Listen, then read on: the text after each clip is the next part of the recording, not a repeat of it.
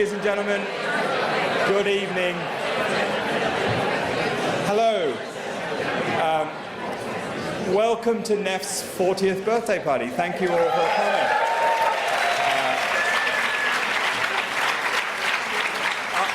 I said it earlier in part one, and now that we're starting part three, this is an unorthodox event for an unorthodox organisation. Thank you so much for bearing with us. I hope you enjoyed the football. For those of you who don't want to know the results, DRC did really well, and so did England. But we're really, really happy that you're here to join us to celebrate a landmark occasion for this organisation, which was founded, officially registered in 1986, around the time that the third of the other economic summits were held right here in this place, the London School of Economics, and we're really grateful to Larry Kramer and all the wonderful colleagues at the LSE and particularly the International Inequalities Institute for allowing us to use this venue again 40 years on to mark NEF's 40th anniversary. I'm told by people who were here at the time, and who was here in 1986, or 85 or 84 at any one of those other economic summits, at least a few people. I can see Matthew Lockwood as well. You're too young, Matthew. But everyone I've met from that period said the idea that a bunch of heterodox economists and ecologists could come together, not just organise an economic summit, an alternative economic summit, but create an institution, an independent think tank funded by voluntary income. They never thought that it would even be possible to last a few years, let alone 40 years. And here we are today as one of Britain's, I hope, most influential, most interesting, as my 13-year-old son would say, most iconic institutions. And over these 40 years, the New Economics Foundation has done, or at least contributed to all sorts of amazing things. I'm going to list a few. You can shout if you want, you can boo if you want, if you think these are things, good things that we've been associated with. So, time banking. The Brixton pound and the Preston model. Clone Town Britain. Andrew Sims, are you here? The New Economy Organisers Network, NEON. The Living Campaign, including in Greater Manchester. The Living Campaign. Here's an oldie, Jubilee 2000 Debt Justice. The Ethical Trading Initiative. Earth Overshoot Day, invented right here at NEF. The Green New Deal, Anne?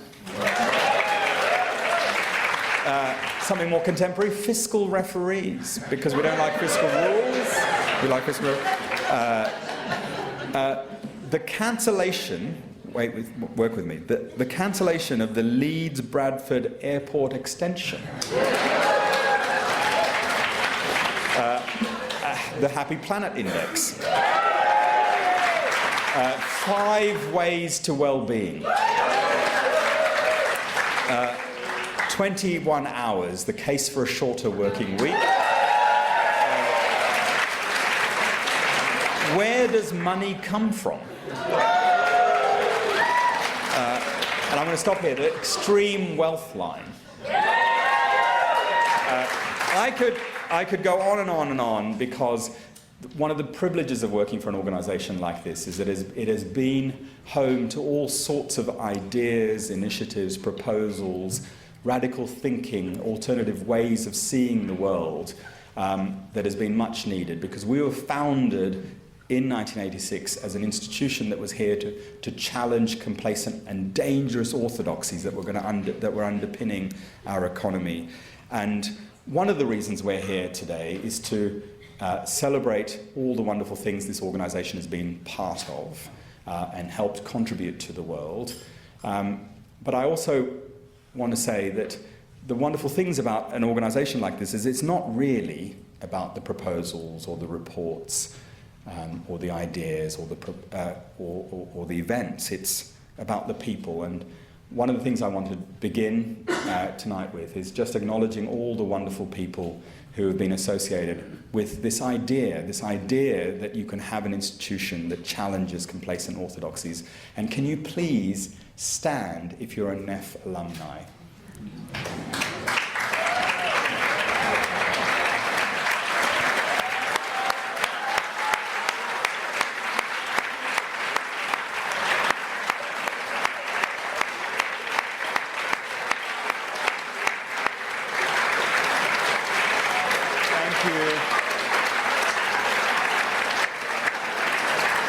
Thank you so much.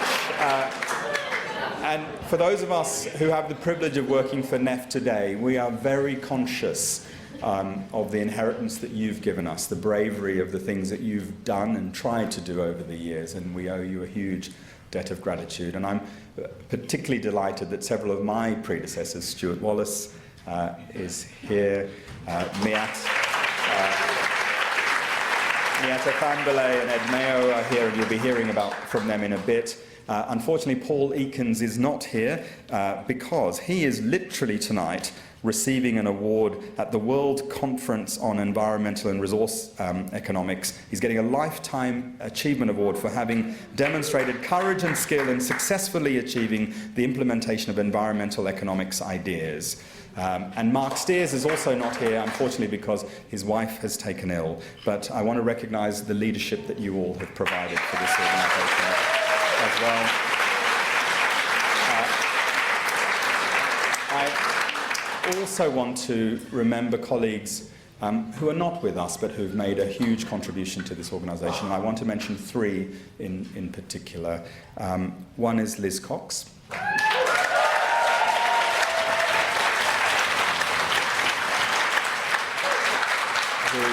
I didn't have the honour of working with Liz, but I have heard that over her 20 wonderful years that she made a huge contribution to this organisation. Another is Bob Kerslake, who was our chair and passed away in 2023.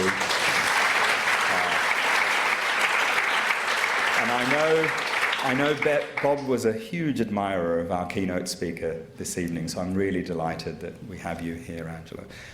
And finally to David Boyle, who passed away.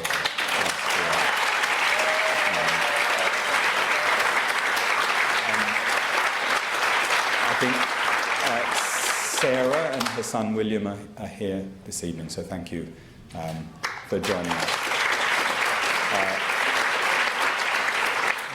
This organisation is made up of all these amazing people, including trustees. Can I maybe make this trustees stand up, because you are volunteers who help achieve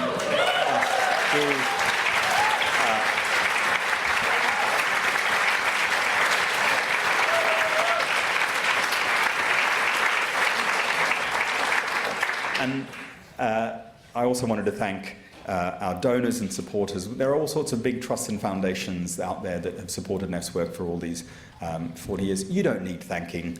You get paid. You get paid well enough. But I do want to thank the supporters, the individuals who support NEF's work. And there are hundreds of people who have over all these 40 years have supported NEF's work. And we are incredibly grateful and proud to be supported by a network like yours. And I wanted to say a particular thank you to the Trellis Foundation, who have given us £1,000 to support this event in memory of Robin Murray, who was involved.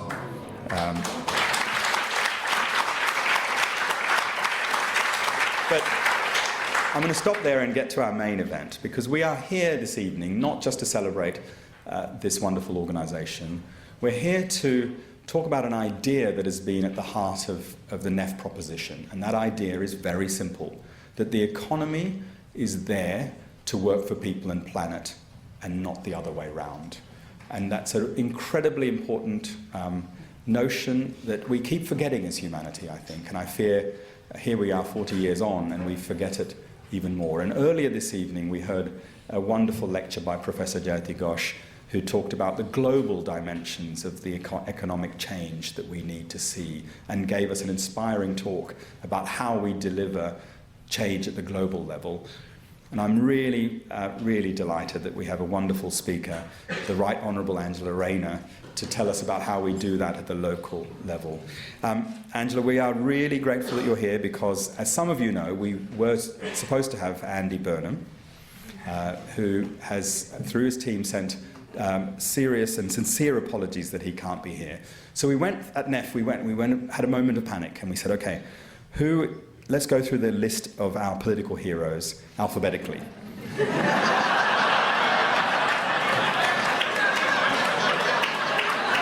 And so after Andy came Angela, and thank goodness that you saved us, because the next apparently was someone called Anthony Blair. Awkward. No, we're really grateful to be here. We're grateful because, Angela, I've been watching politics for many a decade, and you are truly a remarkable politician and a remarkable human being. Remarkable in some ways for the things that we read about you and your history. Brought up on a council estate, you left your local comprehensive school at 16 with no qualifications, a baby already on the way. You were literally told you'd never amount to anything. You worked hard in a career as a carer, as a union rep, the first woman MP in your constituency that had been around for 180 years. You became the Shadow Secretary of State for Education, the Deputy Leader of the Labour Party. You became the Secretary of State for Housing, Communities and Local Government and the Deputy Prime Minister of the United Kingdom.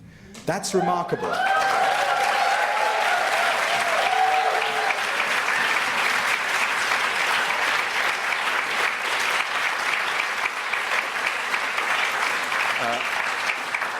But that's not the real reason we asked you. We asked you because, in my experience, there are very few politicians who are able to pursue and deliver a progressive agenda as you did when you served in government. And you know, the things you were able to do on workers' rights, on renters' rights, on housing, and particularly on housing, I don't know how many of you listen to the Today programme. I try to avoid it because it's always so angry and intimidating. But there was a moment in July last year that I will never forget. And Kate Henderson, who's the chief executive of the National Housing Federation, was on the Today programme, just as you'd announced your affordable homes programme. And you know, normally in this angry programme, people say, you're wrong about this and you need to do more about this. Kate said, I just want to start by saying thank you to Angela, because the scale of what you're able to do through your affordable homes programme, she said, creates the right conditions for a decade of renewal and growth. And it was the most ambitious strategy that she had ever seen. And so those are the reasons we really are so delighted that you're here to deliver your lecture to our 40th birthday. Thank you very much. I give you Angela Rayner.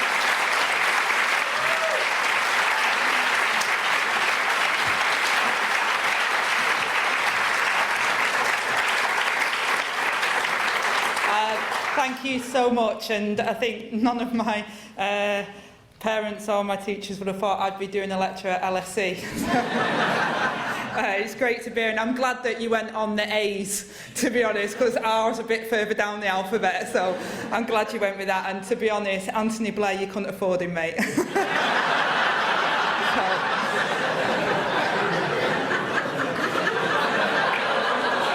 that a bit much? I don't know. I'll carry on. Thank you for this invitation. In the battle of ideas, not so much the rumble in the jungle, but the mank in the think tank. But I am delighted to be here. I want to start 40 years ago, when a small group of visionaries gathered in the shadow of a G7 summit. They were watching a new economic ideology take hold. Thatcher here in London and Reagan in Washington. World leaders who spoke the language of freedom, not for people, but for markets. It was an ideology that we know today as neoliberalism. An ideology backed by the interests that gained from it and supported by a network outside of politics itself. NEF's founders saw the need for thought leaders to challenge it and propose alternatives. And 40 years later, I think it's fair to say that NEF questioned and you challenged, and you were right to do so. The economic changes brought here by Thatcher and pushed by government since have led to deindustrialisation, the selling of our essentials we need to live well, the hollowing out of our high streets, the squeeze in pay packets, and the inequality between people and places. Our economy doesn't work for ordinary people because we have been on the wrong path for too long. For most people, the economy isn't abstract, it's the wages that are outstripped by bills and the quiet dread that their children will be worse off than they were. The austerity in the 2010s saw public services stripped of their resources in ruthless shrinking of the state. And I know that all too well, because in those years I was representing 200,000 public sector workers and started off in halls with one or two people having one-to-one meetings about redundancy and ended in halls like this, telling masses of public servants that they were being made redundant. Life expectancy stopped rising, NHS waiting lists ballooned, food banks became not an emergency measure, but a permanent feature of our neighbourhoods. And the consequences have been corrosive: a loss of trust in institutions, people feeling left behind and forgotten. But here is the crucial lesson of NEF's 40 years. The answer is not simply to tinker around the edges of a broken model. The answer is to do the painstaking and sometimes thankless task work of building a new economic model, one from the bottom up. By avoiding structural change, we risk confirming the right-wing populist narrative that the establishment can only do more of the same. And when the British people voted for the Labour government just 2 years ago, they voted not just against a Tory government that did not stand up for their interests, but for political change that touched their lives. And disillusioned by a system that has been rigged against them, which is what they wanted us to transform. Now let's be honest, too often we've been left with the impression that we found ourselves defending the status quo rather than challenging it, leaving the seeds of anger, frustration and resentment to be harvested by those promising something far more toxic. Those who will agree that the system is rigged will then take the side of those that have rigged it. Take my Employment Rights Act. Nigel Farage claims to speak for working people, but never forget that he voted against the new rights for workers every step of the way. But we will not defeat him with caution. This is a time for boldness and a time for courage. We cannot build a new economy here without addressing one of the root causes of the old one's failure. We are one of the most over-centralised countries in the developed world. Too many decisions affecting the many are made by too few. Regional leaders across the country lack the tools that they need to build a fair and sustainable economies for their people. Too few even have a regional leader to play a role at all. The consequences of this are not abstract, they hold us all back. While the machinery of national government has grown, particularly since the pandemic, local government is threadbare due to the austerity years, struggling even to fulfil its statutory responsibilities. Now, this is bad for councils, and it's bad for the communities that they serve. If councils cannot even fix the potholes, what chance do they have of bringing forward major regeneration schemes that could transform a town's high street? It's also bad for London and the South East, by the way. The whole country suffers when so many places and their people are not meeting their full potential. Now, I argued in government, and I argue now, the answer is devolution. Real devolution. Not the begging bowl culture of the past where regional politicians came to Whitehall with their caps in hand asking permission to run their own bus routes. It means someone is genuinely accountable for getting things done, so the buck cannot be passed anymore. Now, Labour governments of the past have made their mission to put power in the hands of communities and regions across the country, laying important foundations. Under the last Labour government, Gordon Brown and the late John Prescott were responsible for devolution settlements across Scotland and Wales, overseeing the creation of the Mayor of London and the Transport for London. Hazel Blaze that created the combined authorities after Greater Manchester proposed the model. And Labour administrations of today, not least in my own department, are proving what we can deliver for people. We only have to look at the difference being made by our mayors to see that there is a better way. Steve Rotherham, over in Liverpool, building tens of thousands of new social homes. Kim McGuinness, tackling child poverty in the North East. Andy Burnham, making our commute quicker and cheaper in my own Greater Manchester. Sadiq Khan, creating London's summer of alfresco dining. He even put the weather on for you. And world-leading culture. We've seen rural transport prioritised for the first time under Claire Ward, and seen Helen Godwin's free bus fare scheme rolled out nationally.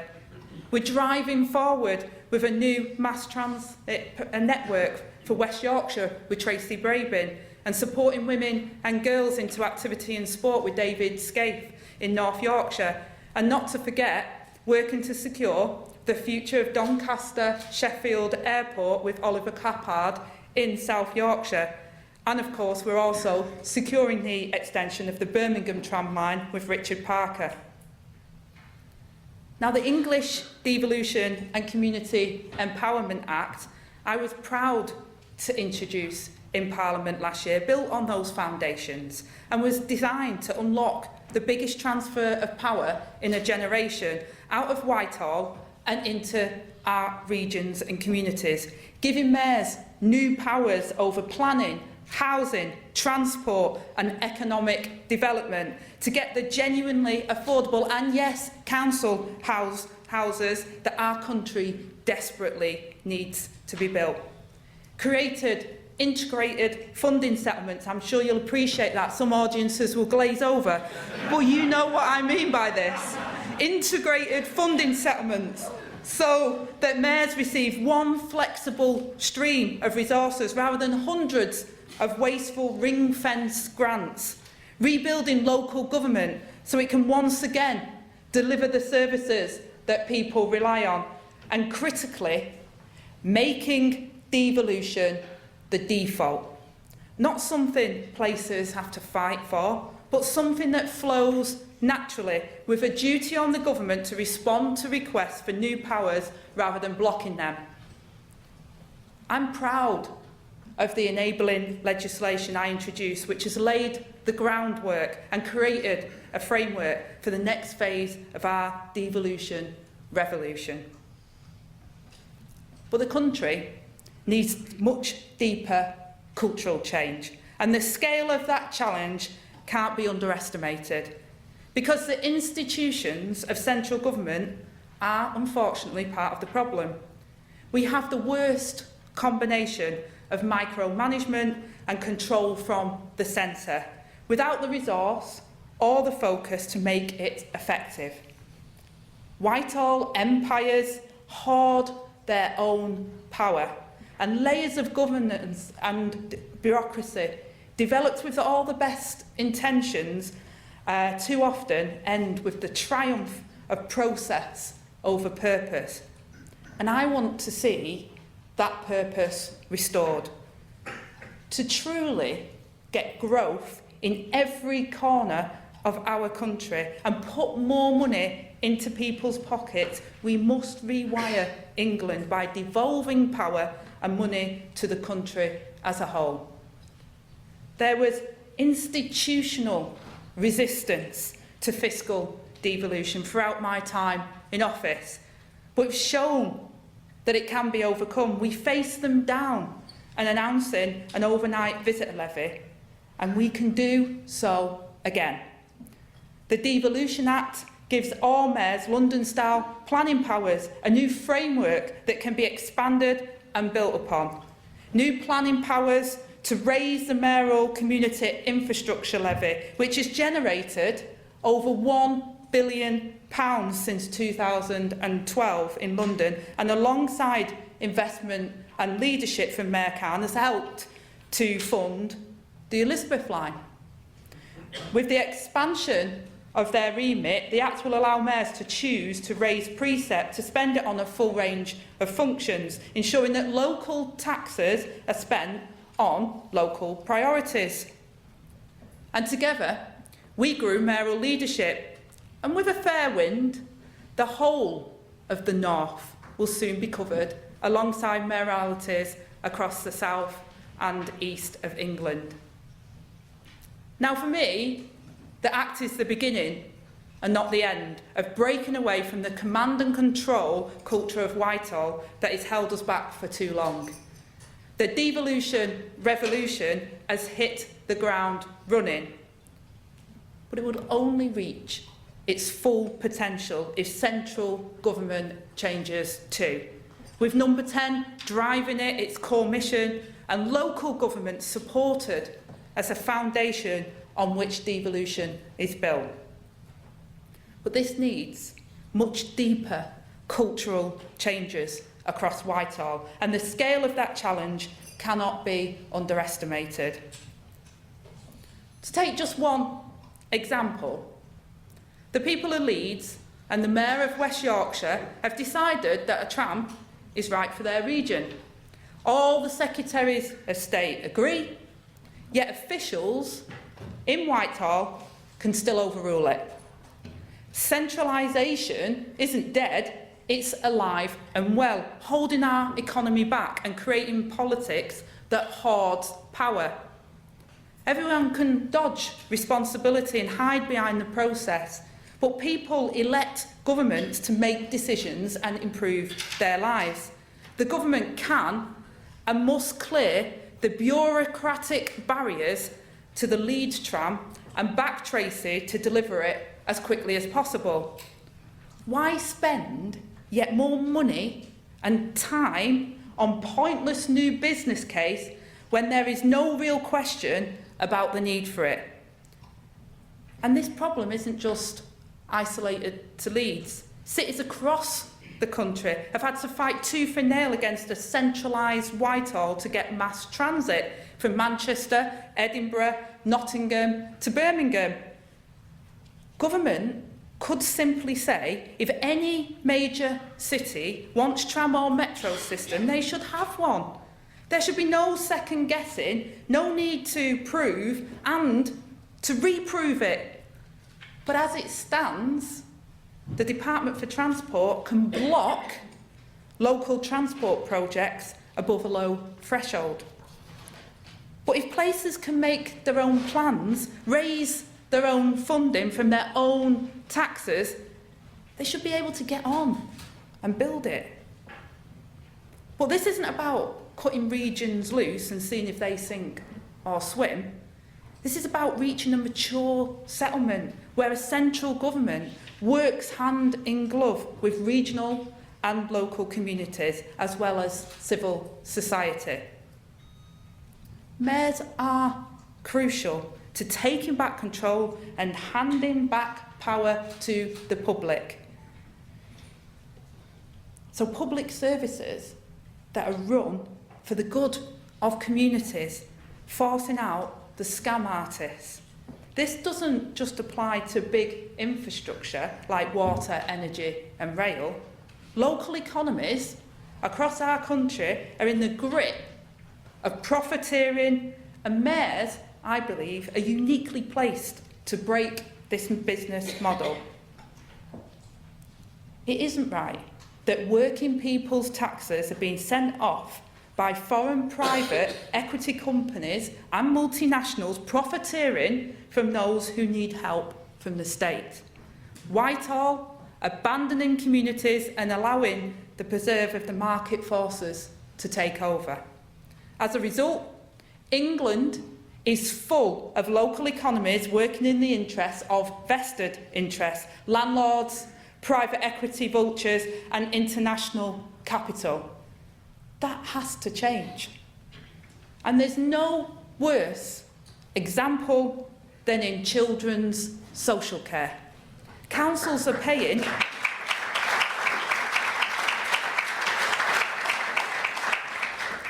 I can't believe it, councils are paying up to £1 million a year to place a single child in care in substandard conditions because private equity companies have been allowed to turn vulnerable children into profit centres.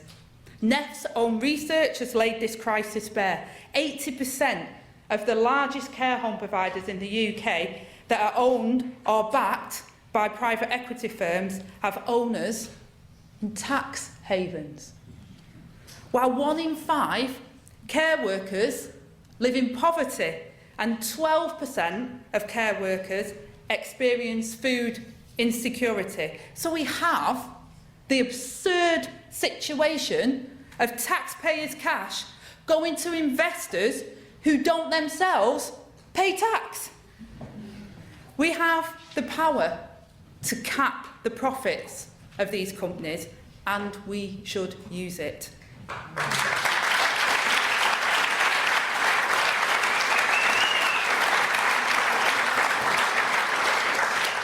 But to me, ultimately, public control is the answer. Letting mayors build their own children's homes for their councils and use the buying power to squeeze out the profiteers. Every part of England should have regional care cooperatives by the end of Parliament to do this, and we should switch as much of our spending on private placement to fund publicly owned homes as soon as possible. And you know, it's not just children's homes where centralisation has left communities abandoned to the whim of vested interests.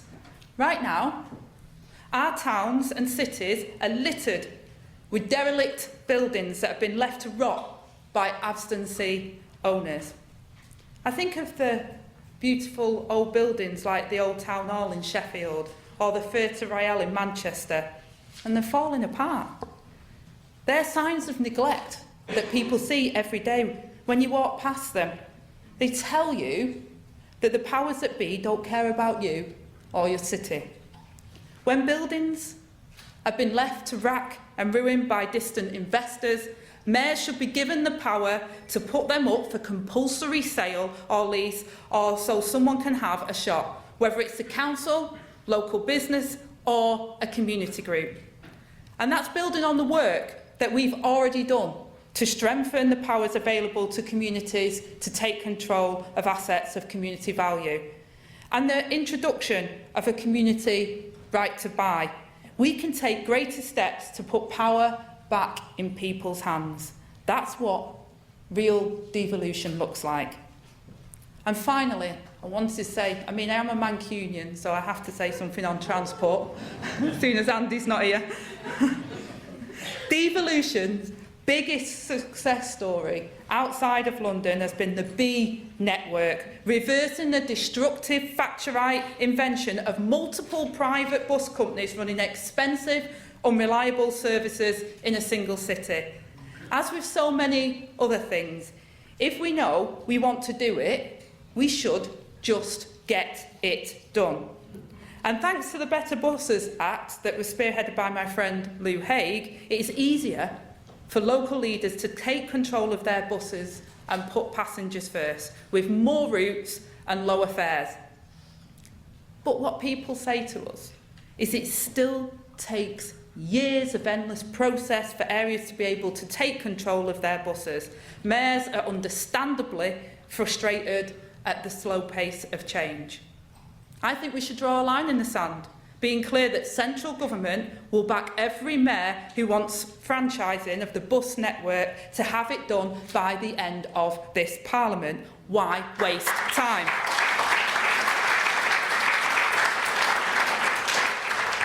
People across the country deserve regular routes, affordable fares and a simple system like London's Oyster card to pay for it. So what people want isn't complicated. A decent job, a place to call home, good transport links and a thriving high street.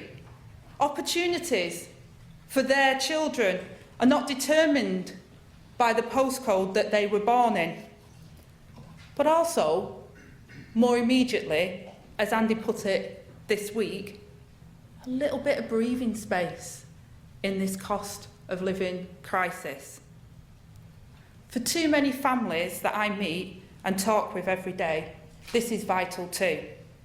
We must be impatient to improve people's lot straight away, not some distant future, but now. We don't have the luxury of time.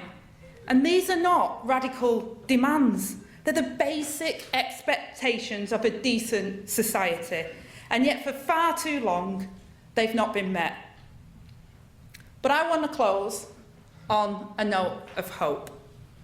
Despite the chaos that engulfs Westminster quite often, despite it didn't coincide with me being elected, promise. Despite a decade of political turbulence since Brexit, despite 20 years of failing living standards since the 2008 financial crash, despite all of it, another Britain that I see has persisted. A Britain of people building a better future for their loved ones and for their communities.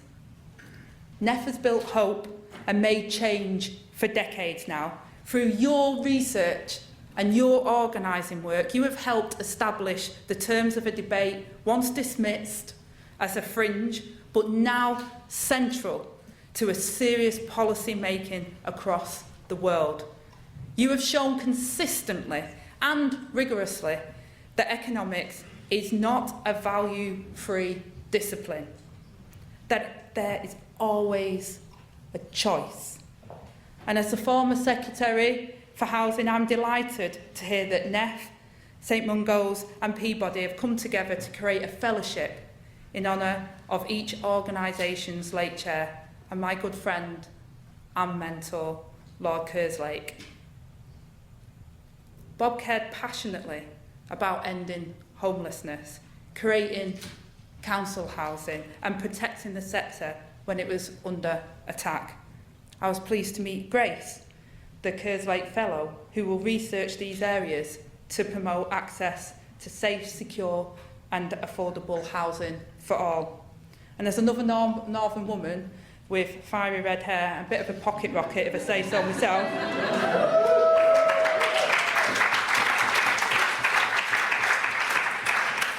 I know that she'll do Bob's legacy proud. So after 40 years, NEF's mission may be unfinished, but it is more vital than ever. We stand at a moment when the consequences of inequality, of ecological breakdown and economic insecurity are no longer abstract warnings, but they are daily lived realities. And yet there is a rising swell of possibility, a sense that our ideas can still reshape the world for better. A fairer future is not only imaginable, but it is achievable. That work has started, but it hasn't finished. The scale of the challenge demands we go further and faster, and I'm so pleased that you're on that journey with us. This week, Andy Burnham put forward a vision of good growth in each British postcode and hope in every heart. An economy that serves people, their places and our planet, not the other way round. The founding vision of NEFs 40 years ago. Still the right one. And today, more than ever, I believe it's a vision worth fighting for. Thank you.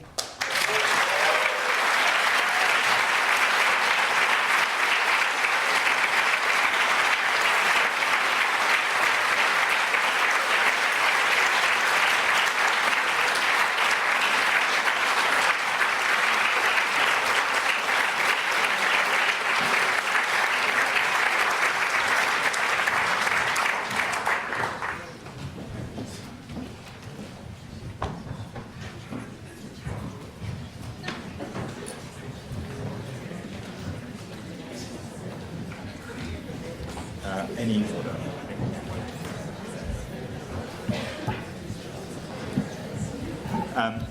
So the last bit of part 3B, if you will, is a quickfire discussion with 3 amazing alumni. I could have come to any number of the people here to have this discussion, but I'm really delighted that Miatta Fahnbulleh, my immediate predecessor, who was director of NEF from 2017 to 2024, is here. Ed Mayo, who was director of NEF from 92 to 2003, and Pettifor, who was director of the International Finance Group from 2001 until 2014. So between us, I think we have 36 of the last 40 years covered. Wow. I'm going to ask each of you 2 questions.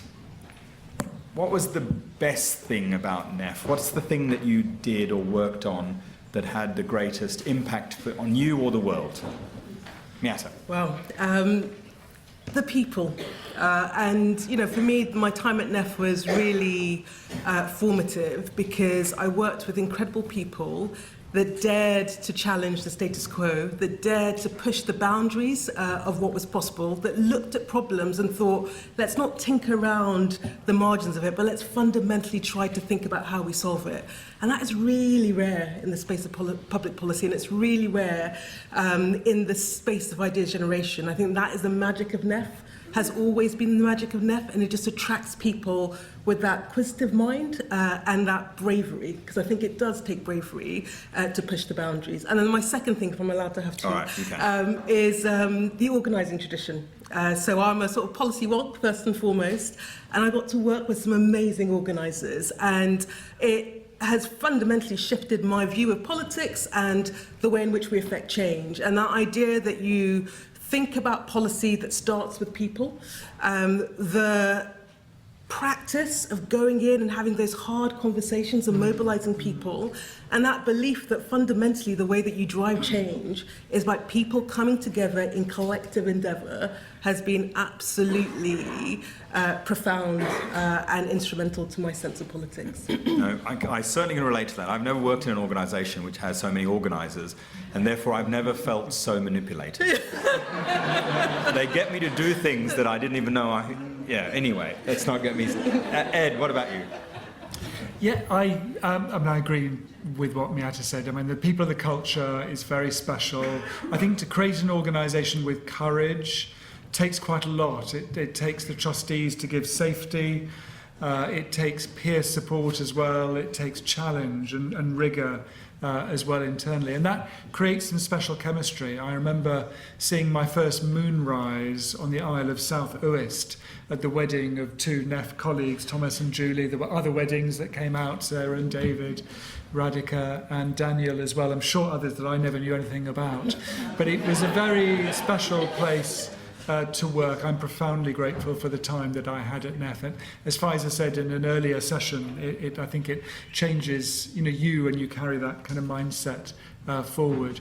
I think my most special memories, ways passing over to Anne, was times on the Jubilee 2000 coalition. I remember sitting down with you, Anne, in Edinburgh in December of 2000, thinking and just reflecting on what had been achieved over those years, but also recognising that we would never quite do the same again. That actually changing things and doing things meant moving on and trying new things as well. And NEF was always able to do that, to innovate, but innovate in ways that captured and created and fostered people's imagination of what was possible. Brilliant, thank you. And Anne? Yes, and I want to agree with everything that's said already, and to say one more thing, which is that for an institution to be courageous requires it also to have courageous leadership. And Ed Mayo is an example of a courageous leader, as indeed so is Miatta. So you, Dan. Thank you. I was just hoping you'd say that.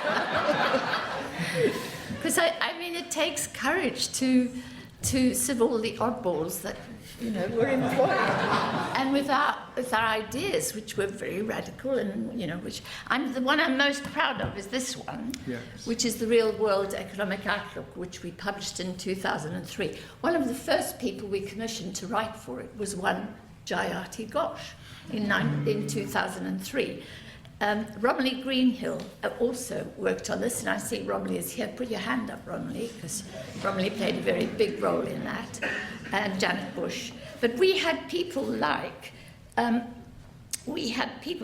Andrew Sims also played a big part with this, and I want to talk about Andrew quite a lot. Joe Stiglitz wrote 2 chapters for us. Pat Connaughty, the wonderful Pat Connaughty. And then there was Dean Baker, Joma from Malaysia. And then also, I'm thinking, I'm getting old, so it's so hard. But Herman Daly, that was what I was really proud that we managed to get him. And we predicted the financial crisis, and I wanted to quote from the executive summary. We said there will be a further collapse in the credit system, leading to soaring personal and corporate bankruptcies. We said that in 2003. And really, people laughed at us at the time, but we were so right. It took a little while for the system to blow itself up, but it did. No, thank you. I'm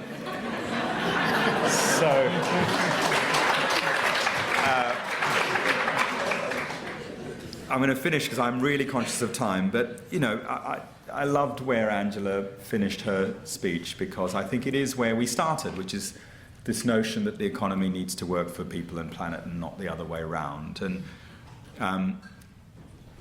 we are in this moment of huge uncertainty and upheaval in the world and the way the economy works. What do you think we need to focus on? What should organisations like NEF or the amazing new economy movement that's represented here as well, what should we be focusing on? What should we be doing to deliver the change, to use this moment? So let's go backwards. Anne, let's start with you. So the answer is in this report. So the reason I say that, first of all, I just again want to credit my colleagues, Colin Hines, Tony Juniper, Jeremy Leggett, Caroline Lucas, Richard Murphy, Charles Secret and Andrew Sims, as well as Larry Elliott.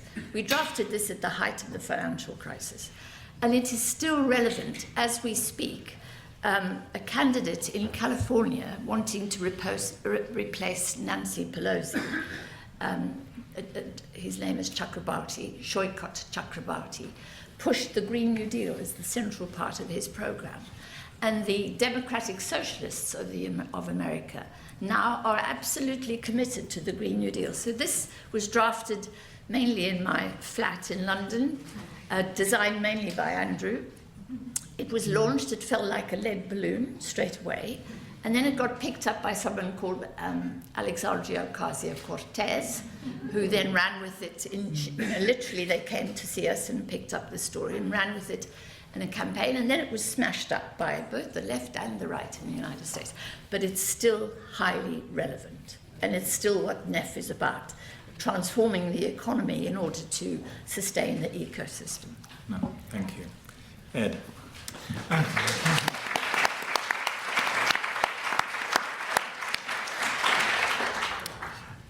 I've been lobbying Miatta on housing because I'm involved in a chair of Community Land Trust in London, and that seems to me a huge issue at the moment where the market is broken and you have to operate at different levels. There's a kind of brilliant NEF book on the economics of housing as well, pointing to that. But actually, I think the biggest issue, and is one I've said to you before, Danny, is hard to work on, but is technology. I think in most areas of the economy, I'm a believer in evolution, not revolution. And I think NEF's always had this ability to hold paradigm change and engaging with the practical changes that are needed and start to tip the balance and point towards what can be possible. But I think in the area of technology, we just need a revolution. That the ownership and control of our future livelihood, the means of production, are now so limited that actually that has to be opened up. It could be opened up by a radical application of competition law and competition policy, or there could be other ways of doing it. But it seems to me that the roots of NEF, some of those absolute, I mean, people, above my generation, who were the great individual writers, people like Hazel Henderson, for example, she was a woman of courage. She always said, you don't argue with an economist. You hire economists, you pay economists, you don't argue with them.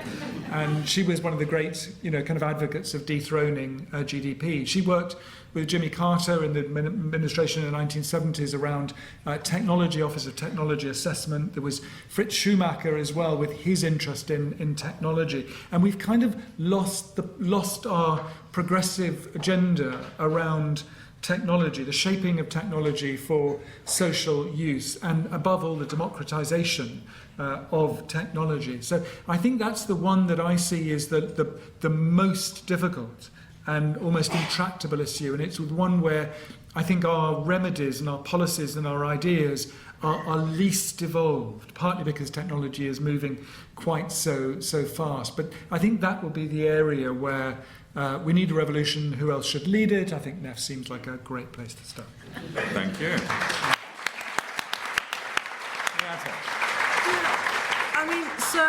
And I sort of come at this now being at the kind of forefront of policy making.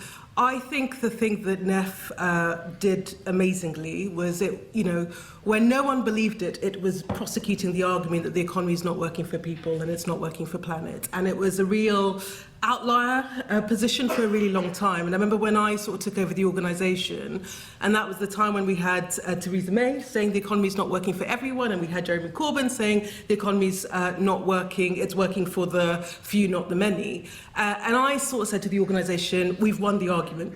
Many years in the making, but we've won the argument. I generally think we have won the argument. Yeah. The test now is what you do about it.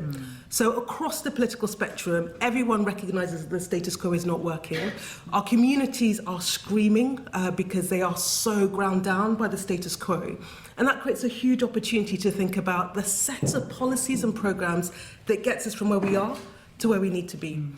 In practical policy terms, that is hard. And I say this as someone that is trying to craft that at the moment. What are the things that you do? I think the thing that NEF has been amazing at is painting a vision of what the alternative looks like. The job for all of us is how do we get from where we are now, recognising the vested interests that are baked into that to where we need to get to.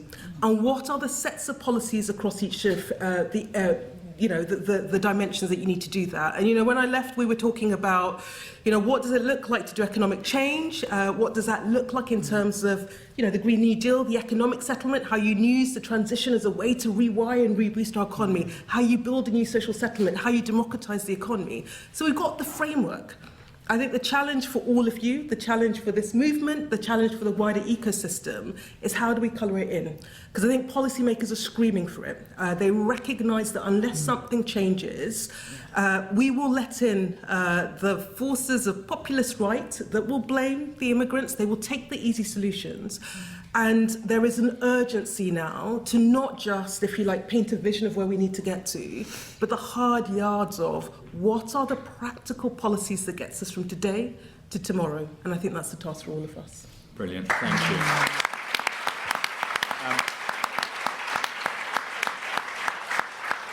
I've got a ton of questions, and I suspect you do, but I'm really conscious that it's almost 8:30. For those of you who came at 5, we've kept you here for 3.5 hours. We've given you a few snacks, and I know some of the alumni are off to the pub soon. So I'm really sorry that we're going to have to draw this to a close. Thank you for those reflections, and also the prompts for areas to work on and priorities. It does feel like a moment, despite all the uncertainty and upheaval. For people like us, if you're in this room, you believe that the economy not only needs to change, but can change, that we can reimagine a fundamentally better system. And that was what tonight was about, in part to honour the people who've made NEF what it is, but to honour that idea that it is up to us to redesign a system that works for planet and works for people. And so thank you again for joining us. I hope you've got some inspiration for the work, the urgent work that we all need to do. I want to acknowledge one more group of people. We did trustees, we did alumni, we did donors.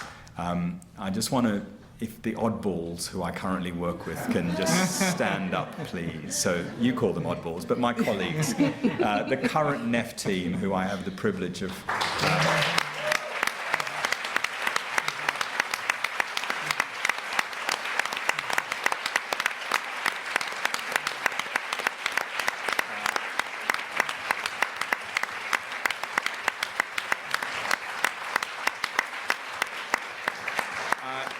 I love working with you guys, especially the organisers. But it really is a privilege to work in an organisation like this, with people like these, and with a heritage like this. We feel the sense of responsibility, but also this sort of precious sense of opportunity that we have. So thank you once again for joining us. Let's fight the good fight and deliver an economy that works for people and planet. Thank you very much.